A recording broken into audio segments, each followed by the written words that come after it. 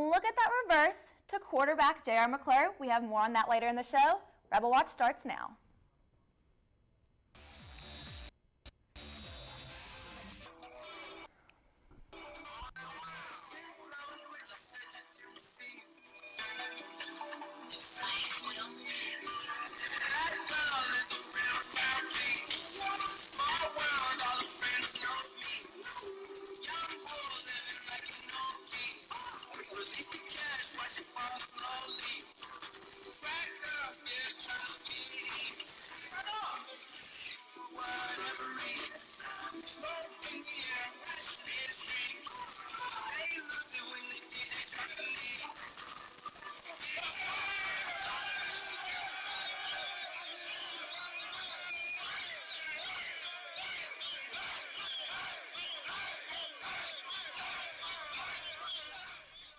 Welcome to Rebel Watch. I'm your host, Faith Fogarty, and today I have with me Abbie, McIntosh, and Matt Barnthouse joining me on desk.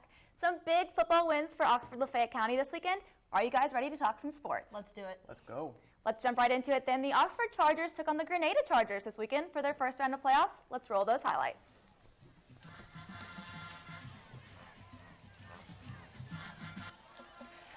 Interception by Oxford number 11, Dee Pegas. What a terrific read on that one. That was just how you play defense. He was just reading that ball. Interception now by Grenada defensive back number 15, Christian Kane. A little bit sloppy to start the game, but it does seem like it was a big momentum shift for Grenada. I think they really needed that play. Pass by defensive back C.J. Terrell to quarterback J.R. McClure for Oxford's second touchdown of the game. And that was just a beautiful pass, just right to him. You just read that so well. And this is the part of the year you get the depths of your playbook. Pass by McClure to wide receiver Preston Perkins for Oxford's third touchdown. Run by Grenada number 7, Dion House. Way to keep those legs moving. That's the way you get extra yards, and that's how you get first downs. Pass by quarterback C.J. Avery to tight end Will Baker. And several Oxford fans says he dropped the ball, but he didn't. Blocked kick by Oxford Lance Stewart. And that's a big, big momentum shift. Onside kick by Grenada. Big play for Grenada. Again, it's just one big play after the other for both teams. Halftime score, 21-13, Oxford in the lead. The Grenada Chargers were not going to give up. You can see that they just continued to fight, scored those touchdowns. However, the same goes for the Oxford Chargers, whose defense was just not letting anything through. The defense was just sound, and they were just reading everything so well. Playoff football is who wants it more. All the cliches matter. And offensively, Oxford was hyped with a duo like Hiram Wallington and J.R. McClure. These guys just fought every play. And take a look at that. Speaking of fighting, this takes 7 guys for another first down. Final touchdown. McClure hands the ball off to running back Lance Stewart, giving Oxford that win, 34-14. Here goes the post-game report with Daniela Orpeza. Welcome to the Rebel Watch post-game report. I'm here with Oxford's running back Hiram Wallington. First off, congrats on tonight's win. Thank you. What does it feel making it through this game? It felt great. Coming in this week, we knew it was a big game. I mean, we focused hard because I don't know how this is a rivalry game, but it was a rivalry game to us, and we knew in order to win this game, we have to play and prepare hard, and that's what we did this whole week. So what are y'all going to work on next week going into next week's game? Well, we knew if we won this game, we were going to have to play West Point, and we owe West Point something, so we're going to focus on the little things that they beat us on, that we should have won or could have overcame. We're just going to focus on that, the little things, and make it to beat them. You nearly took on 4 or 5 guys, and that's one of those final plays. What got you through those guys? Well, first I'm going to say my O-line because they blocked well all night, and I knew when the time running down, we was going to run the ball. So that means you have no choice. If you want to win the game, you got to take it to the next level. That's what I did. Thank you so much. That's all we have for the post-game report. The Chargers are on their way to the next round. These guys beat the Grenada Chargers 34-16. Back to you guys at the desk. All right, Abbie, Oxford has really turned their season around. What do you think they have been doing differently? Everyone has just been clicking. They are just meshing so well. Hiram Wallington and J.R. McClure have just been on the same page for a while now, and it is clearly paying off.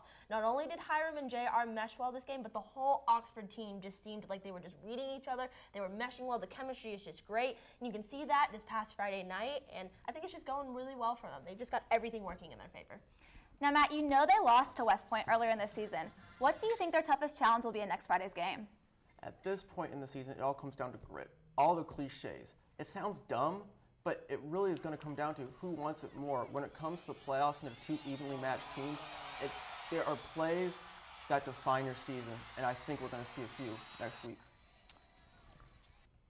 Now, the Lafayette Commodores took on the Louisville Wildcats this past Friday for their second round of playoffs. Let's roll those highlights.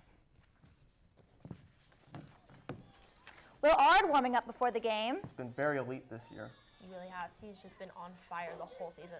Now, Lafayette takes the field looking to advance for their third round and defeat Louisville for the second time this year. First quarter, Louisville's quarterback tries to make a throw down the field, but it is picked off by Lafayette's Xavier Martin. When we talk about defining moments in the season, that's one of them right there. And the Commodore defense has just been stout all night. Very next drive, following the interception, Will Ard throws a fade and Tyler Williams makes a great catch. Perfect 7-0 fade, Doors. Perfect fade, perfect ball placement. That is how you get the job done, and that is how you win football games. And celebrating as well they should be. They're having a great night so far. Now, second half, it's 14-0. Louisville quarterback tries to scramble, but it's nailed in the backfield by Lafayette's Corey Williams. Louisville just couldn't get anything going all night against that Commodore defense. They just know how to read and zone in and make big plays. Fourth quarter, Lafayette up 17-7. Jamie Shaw punches it in from the 2 yards out, sealing the game for Lafayette. Final Lafayette 24, Louisville 7. Let's go to the post-game report with Max McCann. Welcome to the RebelWatch post-game report. I'm Max McCann here at Lafayette Stadium tonight. Lafayette came out on top against Louisville tonight, winning 24-7. I'm here with the defensive back, Xavier Martin. Xavier, you know, y'all held Shannon to 0 points and only gave up 7 to Louisville tonight. What's been y'all's defense key to success throughout the playoffs? Our coach always told us getting lined up was the major key. So that's what we did, and we lined up well, and we executed well against Louisville. All right, y'all got Amory next Friday. They're pretty good. Do y'all have a game plan for them? What are you expecting going into that game? We haven't even thought about them. We just been focusing on Louisville. Now we'll be getting ready to face Amory, and we know they'll be coming with all they got, and we'll be coming with all we got too. All right, thanks, Xavier. You can catch Lafayette next Friday right here at 7 o'clock against Amory. For the RebelWatch post-game report, I'm Max McCann. All right, Abby, the Commodores' defense hasn't received much credit all year. What has them playing so well on that side of the ball, and do you think they can keep playing at such a high level against tough competition? I think they can definitely keep playing at such a high level. Their defense is just solid. The Commodore D doesn't allow many passing plays, which in turn helps them. And because of that, their opponents have to rely heavily on the run game, which the Commodores know how to read. They know how to stop the run game. Lafayette has it figured out, and I think they can make a run at the title if the defense just keeps doing what they're doing. Matt, the Commodores have a real test this Friday against Amory in round 3. Who do you think will win and why? In the last 10 games, no team in the state of Mississippi has been able to stop Jamarcus Quarles. That is why I'm taking Lafayette. It is foolish to bet against a team with a talent like Quarles. I also trust the Lafayette defense to continue making big plays and lead the Doors to victory. Now, this past weekend, I had the chance to look a little deeper into Lafayette football game.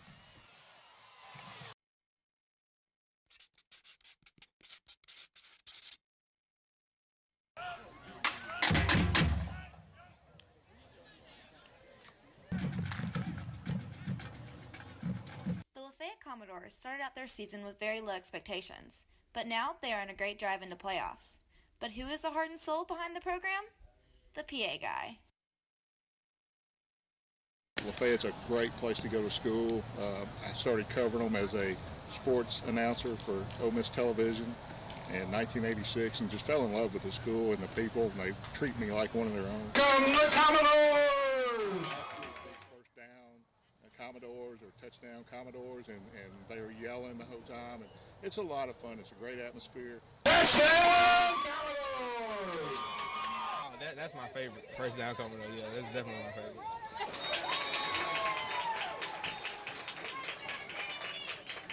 Published in all the carries of the Red Raiders. And I've been to games before where the crowds were just dead. And I started doing the PA announcing 3 years ago. This is my third year. And that was one of the things I wanted to do, was try to get the crowd pumped up and keep them in the game the whole time. But Whitey's kick into the end zone for a touchback. so when we get a touchdown or a first down, I get excited just like everybody else. And it shows when I holler touchdown Commodores or first down Commodores. I'm pretty biased on that. And you'll hear the other team, I just say touchdown Shannon. You know, but when we score, I get excited. Nice guy Ronnie was. But when we come back from the break, we will look at a huge win for the Rebels had in College Station this past Saturday. You won't want to miss it. Mississippi lies in the fact that there are everyday heroes in every community.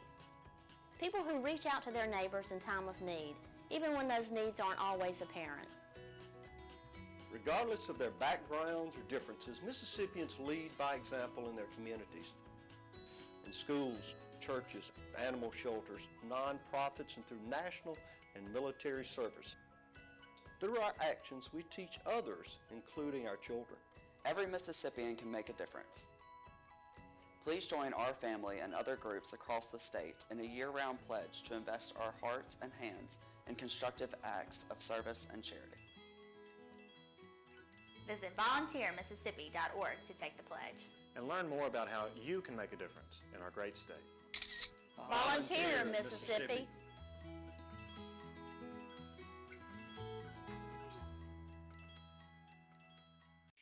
Meet Lyle. Lyle's a smart guy about to do something really dumb. Oh, I love this game. How many words? Give me a sounds like. Do something different. I'm just not getting it. Look, I'm no expert, but have you guys ever played charades? Oh. Fire prevention is everyone's responsibility. Obey all burn bans. Trim overhanging tree limbs. Don't keep firewood or other fuel close to your house. Some late guys on. 3 seconds, 2 seconds. There's the snap. Bo looking to throw. Throws the end zone. Walton. He's got it. Forget the field goal. The Rebels have a touchdown.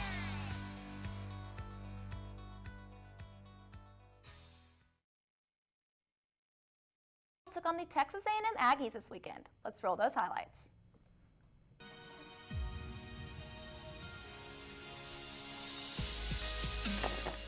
Third quarter, 3rd down and 1.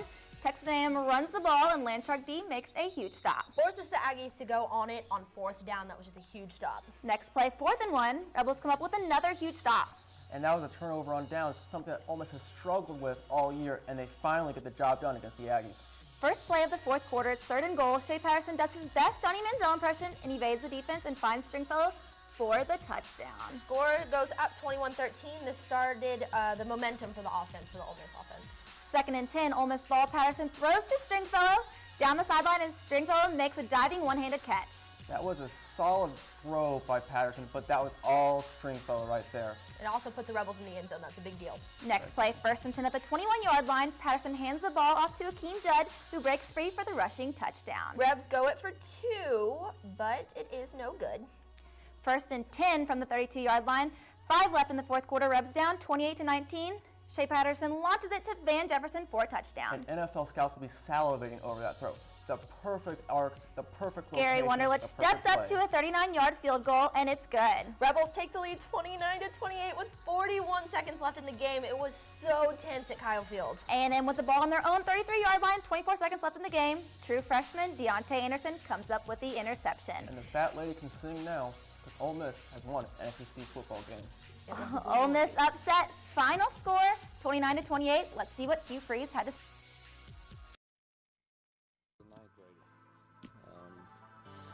And I've kind of known all along that he just had that it quality about him. We shared a prayer together, and I just said, dude, you know, this is just the beginning of a journey.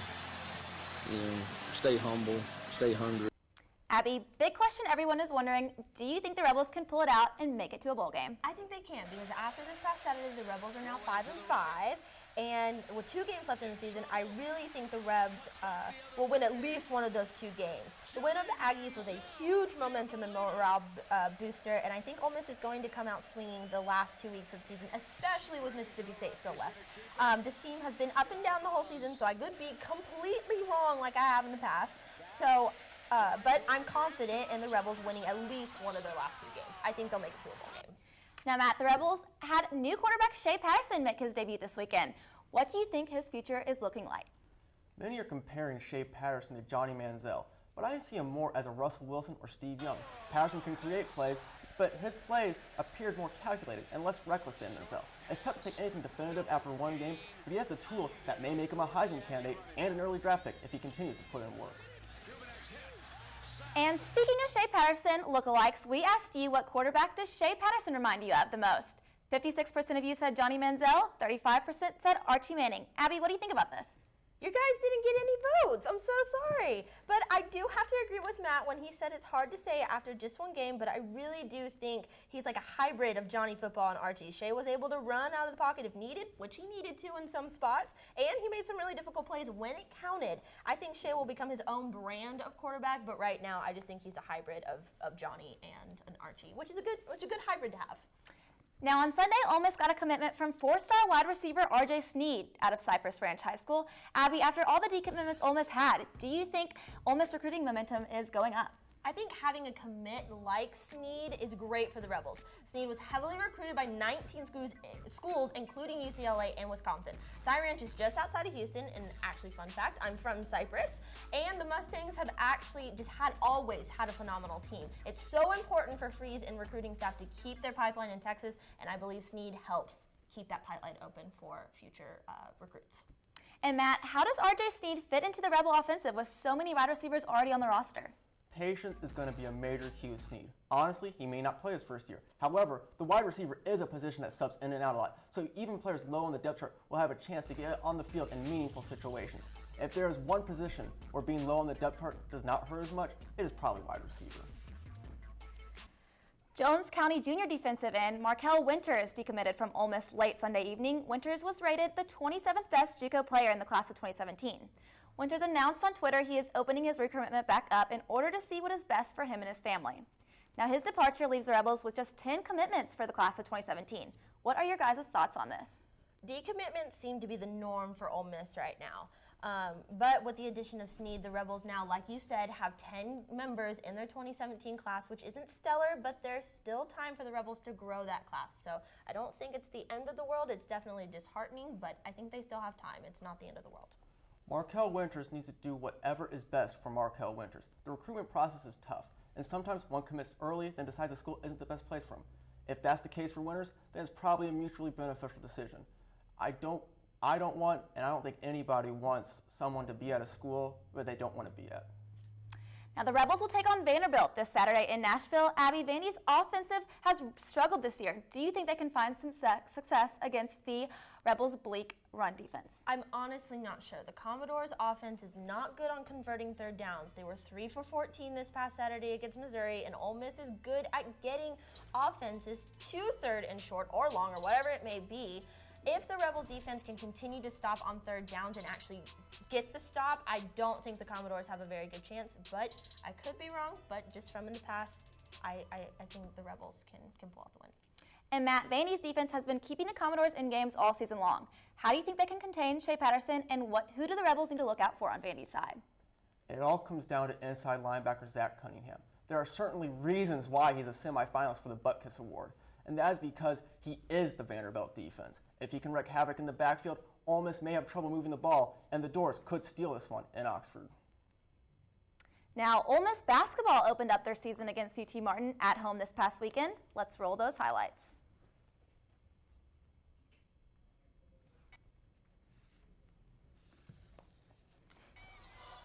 Sebastian Saiz, three-pointer assisted by Cullen Neal. Rebels are still down, though, 9-7. Sebastian add that three-pointer to his already potent post-game. It should make him an even more dynamic and potentially all-SEC player. DeAndre Burnett, three-pointer assisted by Cullen Neal. Now Rebels leading 10-9. Drake can score. Very narrow lead, but it's holding. Davis dunk assisted by Firma Bachis. Rebels lead 18-14. Again, very narrow lead, but the Rebels are holding on to it. Davis with a layup. Rebels still leading 20-18. Well, that was a very dunk-looking layup, but TD has athleticism that is just above anybody else at the SEC level. He could be an NBA draft prospect if he continues to put in work. Halftime, UT Martin leads 42-39. The Rebels had 12 turnovers at this point, which is not good, and it actually led to points for the Skyhawks. Second half, Cullen Neal getting the offensive going with a three-pointer assisted by DeAndre Burnett. Rebels take that lead 47-42. And that's why he was brought to Ole Miss. He's a shooter. Rasheed Brooks misses a jumper. Marcanvius Hyman put back dunk. Rebels extend the lead 67-59. Hyman is great at garbage buckets. If someone misses a shot, you best bet that Hyman's going to be trying to get back in there. Consistent layup. Rebels leading 74-63. Another Davis dunk, 83-78. Hammer nail coffin. Rebels win a close one, 86-83. Now, Abby, the Rebels survive a close one against the Skyhawks. What went wrong with the basketball team against UT Martin? You know what? The Rebels had 24 turnovers against UT Martin, and that resulted in 23 points for the Skyhawks, which doesn't help the Rebels, obviously. The Rebels got the win, but UT Martin came into this game really underestimated by a lot of people, and that they shouldn't have.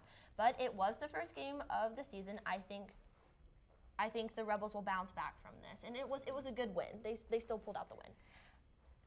Now, Matt, DeAndre Burnett had a big night. He put up 23 on UT Martin, but there was another guy on the floor that had a big night as well, huh? You're absolutely right, Faith. Sophomore Terrence Davis balled out against the Skyhawks. He had 19 points on 9 of 13 shooting. Davis is a guy with tremendous athletic gifts, and this could be a breakout year for him. I'm talking NBA potential. His jump shot could use a lot more consistency, but if he keeps using his athletic gifts to get to the rim, he will be a force to be reckoned with all season. Davis can turn this good Rebel team into something completely different, something great. Now it's time for us to bring to you the top 5 plays of the week.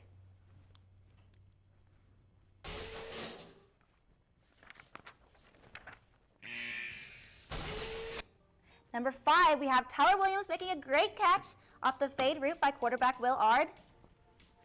And like Matt said earlier, that was just a great fade route. I mean, he just completely zoned in. Ole Miss down 28-19. Shea Patterson at the 32-yard line throws a dime touchdown to Van Jefferson. That was a beautiful touchdown throw. Now we've got some trickery at Oxford High School as C.J. Terrell, the defensive back, comes in at running back and throws it to the quarterback who catches a touchdown pass. Say that 5 times fast. Now number 2, Ole Miss down 21-6. Shea Patterson with the ball at the 6-yard line, scrambles and finds Stringfellow for his first career touchdown. Look at the way he keeps his eyes down the field. That was just, you don't see that a lot from freshmen. He didn't panic. He just kept his eyes down the field and made the plays that was necessary for Ole Miss to come out with the victory. Shea Patterson again drops back and finds Stringfellow, who tips drills himself and has a fantastic catch for the number 1 play. It was just beautiful. I mean, Stringfellow just kept his eye on the ball. Just beautiful, beautiful work, and managed to catch that ball. It was an amazing catch. It reminded me a lot of a Marvin Harrison catch in 2003 against the Titans, where he dove and caught it with one hand. Mm-hmm. It was something to see for sure. Yes, it was. It definitely was. Now it's that time again where we make our picks for the Vandy Ole Miss game this weekend. Who do you guys have? You know what? I'm going with the Rebs this week. I went against them last week, but I'm going with the Rebs 35-21. I think they're going to pull out the win. Vanderbilt's run game scares me a little bit, but I trust Ole Miss to be able to score enough points to get the job done at home. The Rebs will win 31-28. Now I have the Rebels winning 45-21. Patterson is on fire, and I think he's warmed up, and he's really going to bring it in Nashville. I think it's going to be a good game regardless. Oh, definitely. I mean, just with the two teams, I think it's going to be really good. A former Ole Miss baseball player is back on campus, but is now playing hockey. I got the chance to sit down with John Gatlin about his transition from the field to the ice. And the 1-2 pitch. Swung on, line drive, center field. It's a walk-off base hit for Gatlin, and the Rebels stay alive in the College World Series. Former Ole Miss baseball player John Gatlin is back on campus, but this time he's sporting a new uniform. Rosie calls me, and he says, hey, there's a baseball player that's interested in playing on the hockey team. He just got cut by the Astros, and he wants to come back, get his master's, and play hockey. Now, I've never seen him skate, and I don't know anything about his hockey background, but he said he grew it playing up. So I went online and I looked it up because I was like, okay, he said his name was John. And I was like, okay, who played here? And I found John Gatlin. And I saw a guy that was listed as, I think, something close to 6'5" or 6'4", 215. And I said to myself, well, I don't care if this guy has athleticism, which he has to playing D1 baseball at Ole Miss. He should be able to hold his own. And hold his own he has. Gatlin had a rough start when he first got back on the ice, but he says he's improved. I would say my game has tripled. And I think a lot of guys would attest to it. I got out there and kind of realized I think I bit off more than I can chew, that these guys are really good and they take it very serious. But, you know, kind of like everything else, I decided to stick with it and work hard, and it's paid off. Gatlin's coach has also noticed improvement in him. And he's learning every day, and every day you can see him get a little bit better. And in his own words, he hated being the worst guy on the ice. He'd never been the worst guy at anything before in his life, and he didn't know what to do. So what did he do? He worked probably twice as hard as anybody. And that's saying a lot because we have guys that work incredibly hard. Catlin encourages everybody to go out and see a game. If you haven't seen a hockey game, they're impressive. They're fast and hard-hitting, and this group works as hard as any team I've ever played on, you know, and they do it with no school funding, basically no school funding. For RebelWatch, I'm Abbie McIntosh. And what a humble guy Gatlin is. All right, you guys, that is all we have for you today. Thanks so much for watching, and don't forget to follow us on Twitter at @Rebel_Watch and watch us on Maxell Sports Channel 31. Have a good day.